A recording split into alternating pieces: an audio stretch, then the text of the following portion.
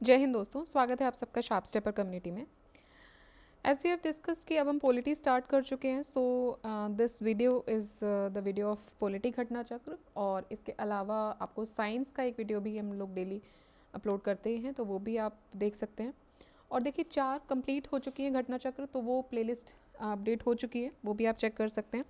History, economics, ecology and environment और geography, तो ये पूरी प्लेलिस्ट 4 पूरी अपडेट हो चुकी हैं। साथ ही साथ हम साइंस डिस्कस कर रहे हैं और पॉलिटी हमने स्टार्ट कर दिया। So this is the third video for polity. और आज के वीडियो में हम फर्स्ट चैप्टर हम कर रहे थे, आज के वीडियो में हम सेकेंड चैप्टर भी कंप्लीट कर लेंगे। So this will be the third. और इसके अलावा देखिए as I said in the earlier video also कि आर ओ का एग्ज़ाम भी आने वाला है। So would you like me to discuss with Hindi, जो कि एक सेकेंड पेपर होता है आर ओ में, तो वो हम स्टार्ट कर सकते हैं। दूसरा एक और ऑप्शन है ल्यूसेंट का, बिकॉज स्टेट एग्ज़ाम ही अभी हम बिकॉज हमने स्टार्ट उससे किया था और यूपीएससी में भी हमको एंटर करना ही है, तो वो भी हम करेंगे। Because of the lack of time बहुत सारी चीज़ें एक साथ नहीं हो पा रही हैं। As I said I am only the one man army है यहाँ पर, वन वेमेन आर्मी मान लीजिए। तो बट हाँ, प्रायोरिटी बेसिस पे अगर आपका कुछ डिमांड है तो आप बता सकते हैं उसको कमेंट बेस बॉक्स में। सो वो स्टार्ट किया जाएगा। Otherwise definitely we'll look into it कि क्या नया स्टार्ट करना है। तो अगर इन 3 में से कोई एक ऑप्शन आपको लगता है कि हमें स्टार्ट करना चाहिए तो आप वो बता सकते हैं। और so your comments are always welcome. और देखिए अगर वीडियो अच्छा लगता है तो प्लीज़ इसको शेयर कीजिए, सब्सक्राइब कीजिए ज़्यादा से ज़्यादा लोगों तक। तो आपका जो पूरा घटना चक्र का प्लेलिस्ट है वो आपको अब इस चैनल पे कुछ दिनों में ही पूरी की पूरी प्लेलिस्ट मिल जाएगी। अभी 4 की हो चुकी है, 2 हम डिस्कस कर रहे हैं, ये भी कंप्लीट होके पूरा मिल जाएगा। तो देखिए मेहनत लगती है इसमें, ऐसा नहीं है कि मेहनत नहीं लगती है। अपार्ट फ्रॉम वर्क आपको बहुत सारी चीज़ें, आप इसके लिए टाइम निकाल रहे हो, कर रहे हो, तो आपका भी उतना सहयोग चाहिए और मन करता है फिर मेहनत करने का और ज़्यादा। और देखिए अभी जो ध्येय है वो ये है कि ज़्यादातर लोगों तक पहुंच पाए, जहां तक एक्सेस नहीं उन लोगों को भी मिल पाए। तो उसी को ध्यान में रखते हुए ये सब चीज़ें फ्री में अवेलेबल कराई जा रही हैं कि भाई ठीक है, एक रीडिंग है, आप भी कर सकते हैं, बिल्कुल कोई ऐसी बात नहीं कि आप नहीं कर सकते, या जो भी कुछ यूट्यूब पर है वो आप नहीं कर सकते, सब कर सकते हैं, बिल्कुल कर सकते हैं। बट ये है कि हाँ, रेडिली अवेलेबल चीज़ होती है तो हमारे लिए थोड़ा ईजी हो जाता है, फॉर यू एंड मी, कुछ भी सबके लिए। तो वही एक कोशिश है, उसी में हम आगे बढ़ रहे हैं। और भी बहुत सारी चीज़ें आएंगी इसमें, तो प्लीज़ अपने इनपुट्स दीजिएगा और ज़्यादा से ज़्यादा शेयर कीजिए, सब्सक्राइब कीजिए। चलिए तो स्टार्ट करते हैं क्वेश्चन नंबर 101 से। Constituent assembly was Congress and Congress was India. किसने ये स्टेटमेंट दिया था? Who said this statement that constituent assembly was Congress and Congress was India? So देखिए ये स्टेटमेंट दिया गया था ऑस्टिन के द्वारा। The above statement was given by famous historian Granville Austin, who said India is a quasi-federal state. India को quasi federal state बोला था केसी वेयर ने। Who in the beginning presented the idea of Indian Constituent Assembly in the pre-independence days? ठीक है, तो pre independence days में Indian constituent assembly का idea किसने दिया था? So he was M N. Roy. The idea of Constituent Assembly was put forward for the first time by M.N. Roy in the year 1934. The first formal demand for the Constituent Assembly was made by Swaraj Party at a conference in Ranchi, which was held on May 1934. तो सबसे पहली demand जो आई थी, जो Indian constituent assembly को लेकर आई थी, जो बाद में बनी भी ऑब्वियसली, उसकी जो सबसे पहली डिमांड आई थी वो प्री इंडिपेंडेंस टाइम पे आई थी 1934 में स्वराज पार्टी के द्वारा। And the Pioneer person was M.N. Roy. It is an agreement by free will to be terminated by free will. The above statement of Pandit Nehru refers to which of the following? So it is an agreement by free will to be terminated by free will. ये किससे related है? Indians Association with Commonwealth of Nations, Treaty of Panchsheel, Shimla Agreement, या फिर none of the above. तो ये related है India's Association with Commonwealth of Nations. ठीक है, so this was related to India's Association with Commonwealth of Nations. How many women members are there in Indian Constituent Assembly? Were there in Indian Constituent Assembly? So देखिए Indian constituent assembly में 15 women थी, 15.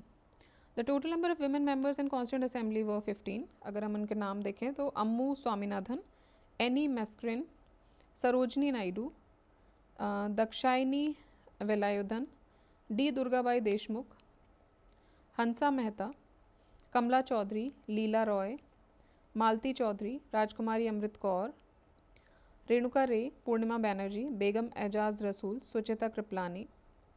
देखिए बताइए, सुचेता कृपलानी के नाम पे एक history में दर्ज है, शी वॉज द फर्स्ट, क्या थी ये, पहली क्या थी, तो वो आपको बताना है कि what was the designation history में इनके लिए।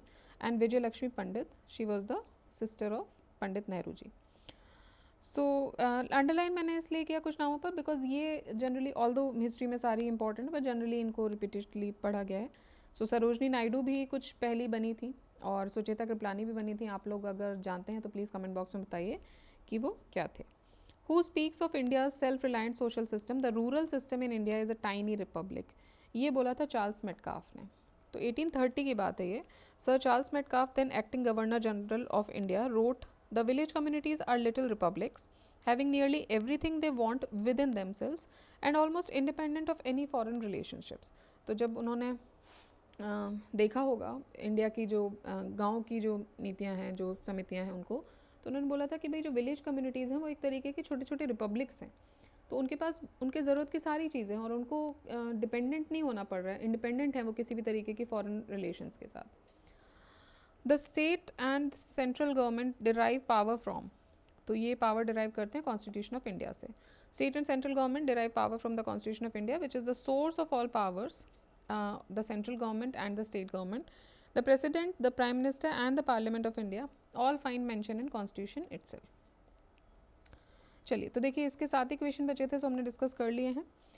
Now we will be starting with the next chapter, that is constituent assembly and making of the constitution. देखिए इंटरिम कैबिनेट के कुछ नाम दिए गए हैं, एक बार देख लेते हैं। जवाहरलाल नेहरू जी ये वाइस प्रेसिडेंट थे।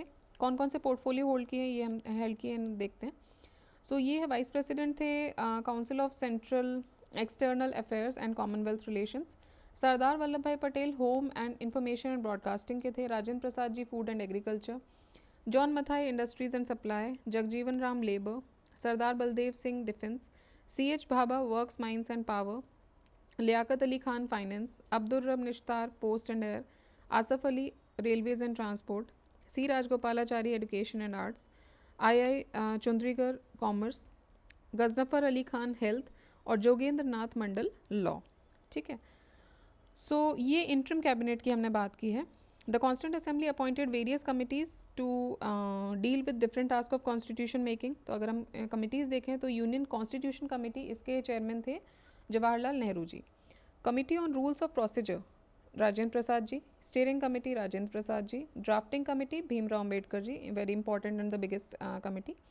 Advisory committee Sardar Vallabh Bhai Patel. Fundamental rights, minority and tribes, excluded reason, इनके भी यही थे।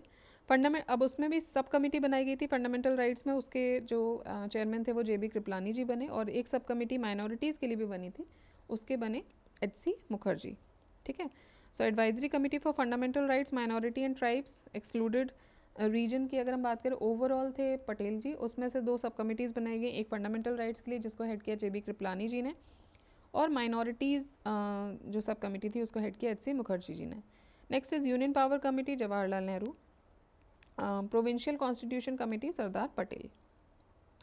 ठीक है, चलिए अब देखते हैं question. So question number 1 is the idea of preamble has been borrowed in Indian constitution from which of the constitution. तो ये लिया गया है USA से। Where is the language of preamble जो है वो ऑस्ट्रेलिया से लिए। जो आइडिया है प्रियम्बल का कि एक प्रियम्बल होना चाहिए कॉन्स्टिट्यूशन से पहले, जो आपको दिखाता है कि this is the identity card of your constitution, जिसमें एक बेसिक आइडिया आपको लग जाता है कि हमारे कॉन्स्टिट्यूशन में ये चीज़ें दी हुई हैं। Like we talk about justice, we talk about liberty, कौन कौन से जस्टिस हैं, कौन कौन सी लिबर्टी हैं, वो हमने प्रियम्बल में एक तरीके से एक प्रीफेस, एक प्रियम्बल हमारा आइडेंटिटी कार्ड है। ठीक है, बट जो लैंग्वेज है प्रियम्बल की वो ली गई है ऑस्ट्रेलिया से। The concept of a union of states in Indian constitution has been derived from, तो ये concept of a union of state in Indian constitution ये ली गई है ब्रिटिश नॉर्थ अमेरिकन एक्ट से। The concept of a union of states in North Indian Constitution has been derived from British North American Act 1867. According to Article 1, Subclause 1 of the Indian Constitution, India, that is Bharat, shall be a union of states. According to Constituent Assembly Debates Volume 7, the drafting committee considers that following the language of the British North America Act 1867, it would not be appropriate to describe India union, although its constitution may be federal in structure. ठीक है, तो ये concept जो है union of states ये लिया गया है ब्रिटिश नॉर्थ अमेरिकन एक्ट से. In Indian political system which one is supreme? So constitution is supreme. In Indian political system, constitution is supreme. It lays down the framework defining the fundamental political principles and establishes the structure, procedures, powers and duties of government institutions and sets out fundamental rights, directive principles and duties of the citizens. The concept of judicial review, ये कहाँ से लिया है? ये USA से लिया है. देखिए बेसिक टर्म्स याद करें. प्रियम्बल कहाँ से लिया है? यूएसए से. प्रियम्बल की लैंग्वेज कहाँ से ली है? ऑस्ट्रेलिया से. यूनियन ऑफ स्टेट्स का आइडिया, हालांकि ये क्वेश्चन बहुत कम रिपीट होता है बट इंपॉर्टेंट है. ये जो आइडिया है ये कहाँ से लिया है? ब्रिटिश नॉर्थ अमेरिकन एक्ट से. सबसे इंपॉर्टेंट क्या है? कॉन्स्टिट्यूशन है. जुडिशियल रिव्यू का कॉन्सेप्ट कहाँ से लिया है? यूएसए से लिया है. तो कि ये जुडिशियल रिव्यू क्या होती है? It is a power of courts to examine the actions of legislative, executive and administrative arms of the government and to determine whether such actions are consistent with the constitution or not. The actions judged inconsistent are declared unconstitutional and therefore null and void. Assertion reasoning का question है. The scope of judicial review is limited in India. ठीक है, तो बिल्कुल सही बात है. Indian constitution has some borrowed items. तो देखिए लिमिटेड है लेकिन इसलिए नहीं है कि इंडियन कॉन्स्टिट्यूशन ने बोरो किए हैं. ठीक है. सो अगर हम देखें तो आंसर दोनों ही सही है. Both and R correct but R is not the right explanation. जो स्कोप लिमिटेड है जुडिशियल रिव्यू का is decided in Kesavananda Bharati case 1973. Basic structure doctrine it forms the basis of Indian judiciary to review and strike down amendments of the Constitution of India. Assertion A correct है. On the other hand, Indian Constitution has borrowed some of the provisions from different constitutions of different countries. तो वो भी correct है but this does not explain कि इसकी वजह से जो बेसिकली जो पावर्स हैं वो लिमिटेड हैं, जो स्कोप है वो लिमिटेड है. ठीक है. तो केशवानंद भारती केस में बेसिक स्ट्रक्चर की डॉक्ट्राइन का को लेकर आए थे. The basis of power of Indian judiciary to review and strike down amendments to the constitution of India. The feature of federal system of Indian constitution is inspired by the constitution of. The feature of federal system of Indian constitution ये कहाँ से inspired है? ये Canada से inspired है. The Indian federalism is based on pattern of which country? Indian federalism is based on pattern, मतलब federalism का जो कॉन्सेप्ट है कुल मिला के आपको याद रखना है वो कनाडा से आया है. The Indian parliamentary system is different from the British parliamentary system in that India has what? India has system of judicial review. तो ये बोल रहे हैं, क्वेश्चन ये है कि Indian parliamentary system British parliamentary system से अलग है क्योंकि ब्रिटिश पार्लियामेंट्री सिस्टम में इंडिया के पार्लियामेंट्री सिस्टम में जुडिशियल रिव्यू का कॉन्सेप्ट भी है जो हमने कहाँ से लिया है? यूएसए से लिया है, जो कि ब्रिटिश पार्लियामेंट्री सिस्टम एप्लीकेबल नहीं है. बाकी जो ऑप्शंस हैं दोनों में रियल और नॉमिनल एग्जीक्यूटिव हैं, बिल्कुल सही है. कलेक्टिव रिस्पॉन्सिबिलिटी है, बाई कैमरल लेजिस्लेचर्स हैं, ये सारे सही हैं. The system of judicial review exist in USA only, India only, UK only, India and USA. तो इंडिया और यूएसए दोनों जगह क्योंकि हमने लिया है यूएसए से और इंडिया में भी है. अब लेकिन देखिए ओनली नहीं लगा हुआ है. ठीक है. विच of the following characteristics is common between federal system of India and America? India और अमेरिका के फेडरल सिस्टम में कॉमन क्या है? सिंगल सिटीजनशिप नहीं है कॉमन हमारे पास. सिंगल मतलब यूएसए में सिंगल सिटीजनशिप नहीं है. 3 लिस्ट इन द कॉन्स्टिट्यूशन नहीं है. डुअल जुडिशियल सिस्टम ये दोनों में कॉमन नहीं है ना. हमारे पास एक हायरार्की डुअल जुडिशियल सिस्टम नहीं है हमारा, हायरार्किकल है. Federal supreme court for interpretation of the constitution ये सही है जो कि सुप्रीम कोर्ट है. The characteristics of federal court for interpretation of constitution ये दोनों में कॉमन है. यूनाइटेड स्टेट्स में there is one judicial system at the union and other at the state level. और 3 लिस्ट नहीं है जो हम बात करते हैं इंडिया में, जो हमारे पास 3 स्टेट लिस्ट है, कॉन्करेंट लिस्ट है और यूनियन लिस्ट है. एक और है रेजिडरी भी है बट मेनली ये 3 है. The Indian constitution provide single citizenship जबकि यूएसए में डुअल सिटीजनशिप है अपनी स्टेट की प्लस कंट्री की. Which of the following statements is true? The federal form of government is in United States of America. ठीक है. The government of India is federal and unitary both. The government of France is of federal form. The Prime Minister of Pakistan is appointed by people. देखिए अभी आप अगर news देख रहे होंगे तो आपको पता ही कि क्या हुआ है प्राइम मिनिस्टर के साथ पाकिस्तान में. देखिए government of system of America federal है. यूनाइटेड स्टेट्स ऑफ अमेरिका एक फेडरल रिपब्लिक है among consisting of 50 states. However India is a union of 28 states and 8 union territories. Article 1 of Indian constitution declare it as the union of states. A federal government is one in which there is division of power between the central government and the state government by the constitution itself, and both operate in their respective jurisdictions independently. Some of the constitution experts called Indian judition having unitary nature because at the time of emergency वो strong center provide करता है, but reality ये है कि Indian constitution जो है वो federal nature का है, और फेडरल हमने कहाँ से लिया, कनाडा से. कुछ यूनिटरी फीचर्स ऑब्वियसली हैं, वो सर्टेन पर्टिकुलर टाइम पर वो एग्जिस्ट करते हैं, लाइक एमरजेंसी के टाइम पर. Concurrent list included in Indian constitution is given by. Concurrent list जो है वो हमने कहाँ से ली है, वो हमने ऑस्ट्रेलिया से लिया है. ठीक है, सो अभी हमने देखा यूएसए में लिस्ट का कॉन्सेप्ट नहीं है. Concurrent list is borrowed from the Constitution of Australia. In this list, those items are included on which both union and state have right to make law. It is in the 7th schedule of the Constitution, जो originally included है 47 items थे इसमें, अब ये बढ़ के 52 हो गए हैं.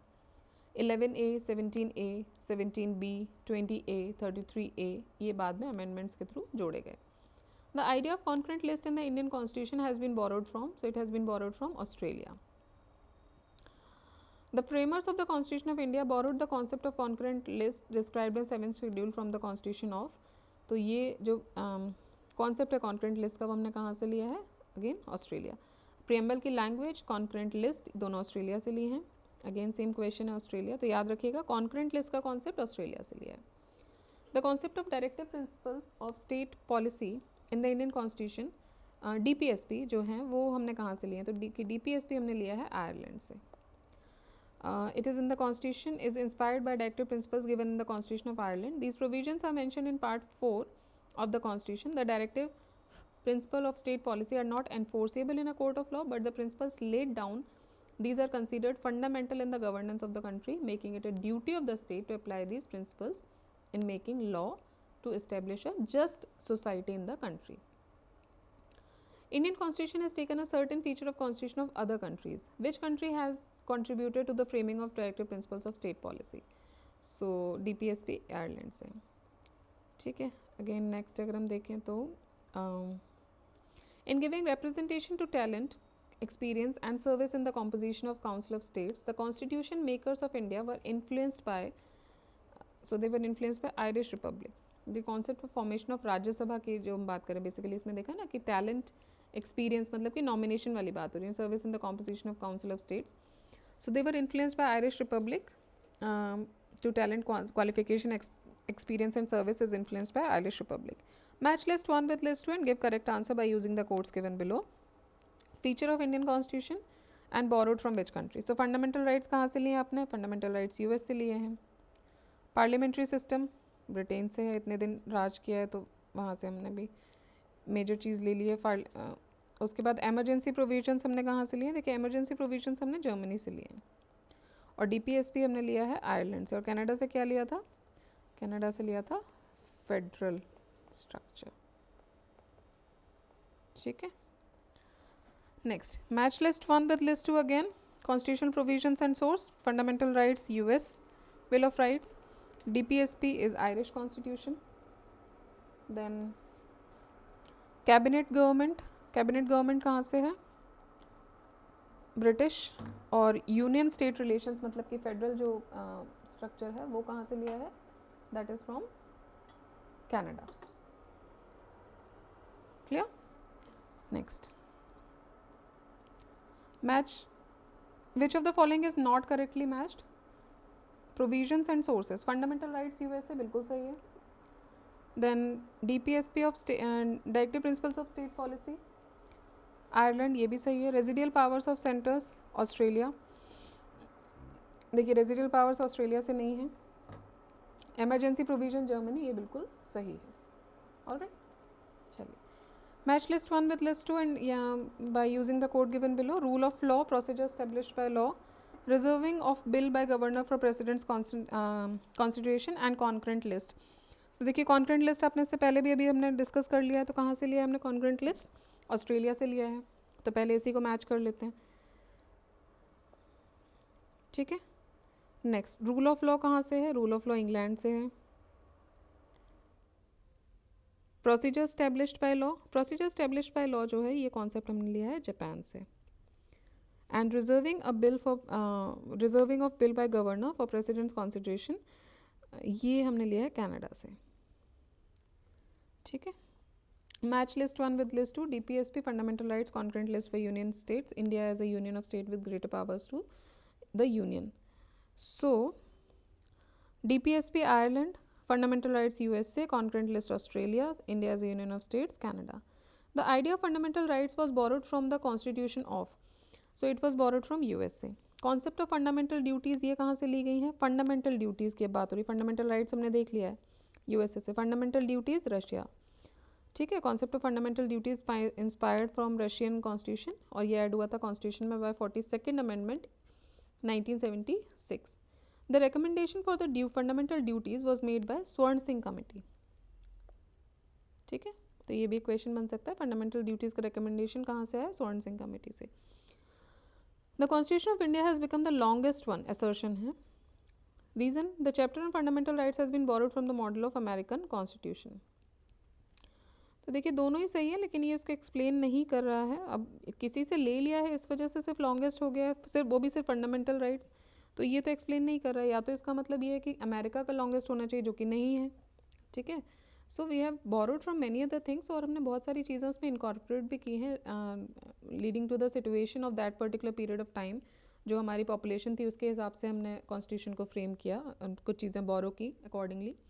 तो कॉन्स्टिट्यूशन जो है वो लॉन्गेस्ट रिटन कॉन्स्टिट्यूशन है. ओरिजिनली इसमें 22 पार्ट्स, 395 आर्टिकल्स और 8 शेड्यूल्स थे. बाद में जो चैप्टर है फंडामेंटल राइट्स का वो बोरो किया गया, बाद में नहीं, मतलब फंडामेंटल राइट्स तो इनिशियली किए गए, but this is not the only reason for the lengthy constitution, ठीक है. बाकी बहुत सारी जगह से भी हमने बहुत सारे कॉन्सेप्ट्स लेने की कोशिश की, इसीलिए लेंदीएस्ट कॉन्स्टिट्यूशन है. और बेसिकली इसमें सारी ही चीज़ें हमने इन्वॉल्व करने की कोशिश की है, जिससे कि जो जनता है उसको, मतलब वो अपने अधिकारों के लिए भी जा सके जुडिशरी तक. The concept of fundamental rights is incorporated in the Indian constitution. ये अडॉप्ट किया है यूएसए से. देखिए फंडामेंटल राइट्स पार्ट 3 में आते हैं, आर्टिकल 12 से 1335 तक आते हैं इंडियन कॉन्स्टिट्यूशन के. The provision has been borrowed from the constitution of USA. इसमें आ जाएगा राइट टू इक्वलिटी जो 14 से 18 तक है, राइट टू फ्रीडम 19 से 22 तक है, राइट अगेंस्ट एक्सप्लॉयटेशन आर्टिकल 23 से 24 दो हैं, right to freedom of religion 25 to 28 है, कल्चर एंड एजुकेशन राइट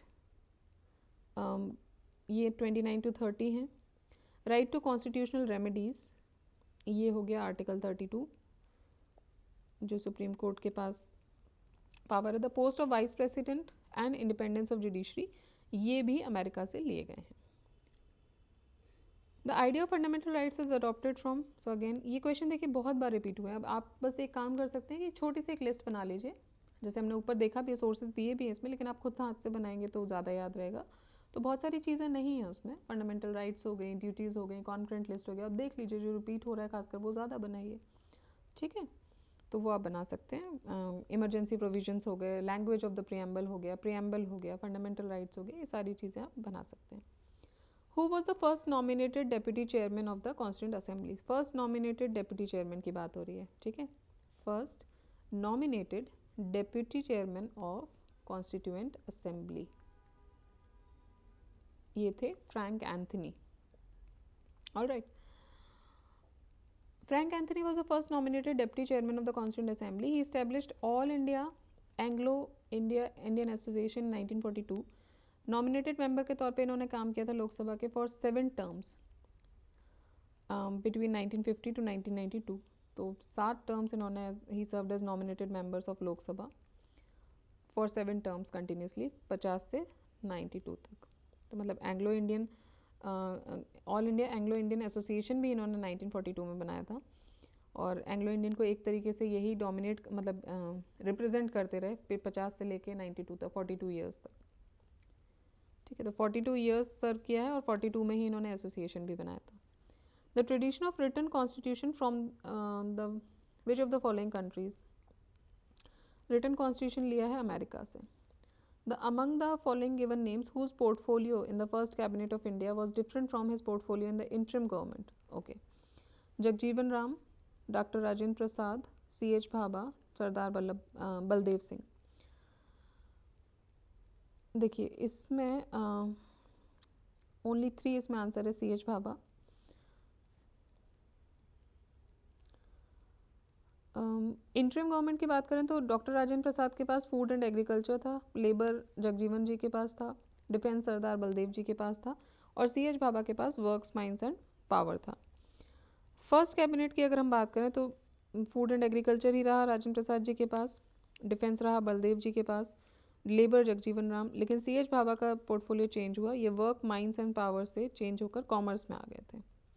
ठीक है, तो he was the end the portfolio was different. Alright, तो ये हो गए हमारे कॉन्स्टिट्यूंट असेंबली वाले कुछ क्वेश्चन। सेकेंड चैप्टर कंप्लीट हो गया। अब हम नेक्स्ट वीडियो में स्टार्ट करेंगे from the third chapter, that is articles of the constitution. Alright, so articles of the constitution पे जितने भी क्वेश्चन होंगे देखते हैं इसमें कितने, अच्छा इसमें क्वेश्चंस नहीं है, इसमें आर्टिकल्स ही सिर्फ दिए हुए हैं। सो कुछ इंपॉर्टेंट आर्टिकल्स यहाँ से हम डिस्कस कर लेंगे और बाकी तो अकॉर्डिंगली जैसा जैसा आपके एक्सप्लेनेशन में होगा उसके अकॉर्डिंग हम करते जाएंगे। ठीक है, ऑल दो इसमें कुछ सिलेक्टिव ही दिए हैं, सारे आर्टिकल्स तो नहीं दिए हैं, so will see to it. Alright, so एक वीडियो हम इसका बना देंगे। नेक्स्ट स्केड्यूल्स दिए हुए हैं और यहाँ से भी कुछ क्वेश्चन हैं। ठीक है, तो आर्टिकल्स और स्केड्यूल से कुछ क्वेश्चंस हैं वो हम एक साथ देख लेंगे और ठीक है। ठीक है, चलिए, तो इसका एक और वीडियो बनेगा। नेक्स्ट हम देखते हैं कैसे इसको, अगर ज़्यादा क्वेश्चन हैं तो एक वीडियो हम सिर्फ आर्टिकल्स का ही बना देंगे अगर इसमें आर्टिकल्स डील नहीं हुए हैं, और बाकी जो वीडियो है वो हम स्केड्यूल्स का बना देंगे। ठीक है, चलिए, तो आप रिवाइज़ करते रहिए, थोड़ा सा रिवीजन कीजिए। देखिए ये जो चीज़ें हैं ये आप एक बार लिख लेंगे, हार्डली 8-10 लाइन में आपका ये समझ जाएगा। तो एक सिनॉप्सिस टाइप बना लीजिए हर चैप्टर का, वो भी आपके रिवीजन में काम आएगा अगर आप चाहते हैं, और नहीं चाहते हैं तो कोई बात नहीं, आप बार बार इसको फिर सुन लीजिए, ये एक ऑप्शन हो सकता है। तो किसी भी तरीके से, मतलब आपके या तो कानों से गुजरे या हाथों से निकले, आपको बस याद रहना है। मेन मोटिव हमारा ये है कि एग्ज़ाम में ये छोटी छोटी मिस्टेक्स ना हो। फैक्चुअल चीज़ें मिस्टेक हो जाती हैं तो ज़्यादा रहता है कि आपके पास ये था, आपने पढ़ा भी था, लेकिन because of lack of revision आपका गलत हुआ। एनालिटिकल पार्ट जो होता है, सब्जेक्टिविटी जिस चीज़ में आती है, वहाँ समझ आ रहा है कि भाई सब्जेक्टिविटी अलग भी हो सकती है, but when it comes to facts, और जो कि स्टेट में अगर हम स्पेसिफिक देखें तो फैक्ट ज़्यादा पूछते हैं। तो फैक्ट पे जब बात आ रही है और वो फैक्ट जब आपके लिए सामने रेडिली अवेलेबल है, या तो आपको सिर्फ उसको बार बार सुनना है या लिखना है या देखना है या पढ़ना है, कुछ भी, वो आपके कंफर्टेबल जोन पर अवेलेबल, वो मतलब लागू करेगा। लेकिन आप when ever you do such things, आपको कंटिन्यूसली अगर आप रिविजन एक लेके चलेंगे तो दैट वुड बी बेटर। ठीक है, तो इसी के साथ ख़त्म करते हैं वीडियो को यहीं पर।